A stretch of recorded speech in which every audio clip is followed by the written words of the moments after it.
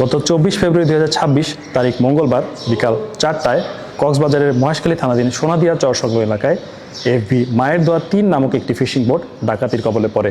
পরবর্তীতে জরুরি সেবা নম্বর 16111 এর মাধ্যমে বিষয়টি সম্পর্কে কোস্টগার্ড অবগত হয়। প্রাপ্ত তথ্যের ভিত্তিতে কোস্টগার্ড স্টেশন কক্সবাজার ও মহেশখালী কর্তৃক উক্ত এলাকায় উদ্ধার অভিযান পরিচালনা করা হয়। অভিযান চলাকালীন আভিযানিক দল একটি সন্দেহজনক ফিশিং বোটকে থামার সংকেত প্রদান করলে বোটটি সংকেত অমান্য করে দ্রুত পালিয়ে যাওয়ার চেষ্টা করে।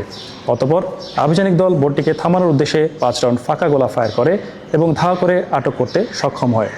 পরবর্তীতে বোটটিতে তল্লাশি চালিয়ে 3টি দেশীয় আগ্নেয়াস্ত্র, 4 রাউন্ড তাজা কার্তুজ ও 6টি দেশীয় অস্ত্রসহ কুখ্যাত ডাকাত জাহাঙ্গীর বাহিনীর প্রধান জাহাঙ্গীর ও তার 8 সহযোগীকে আটক করা হয়।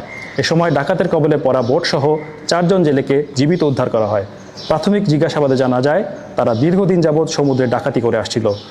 উদ্ধারকৃত জেলে ও বোট এবং জব্দকৃত আলামত ও আটককৃত ডাকাতের পরবর্তী আইনানুগ ব্যবস্থা গ্রহণের কার্যক্রম প্রক্রিয়াধীন রয়েছে।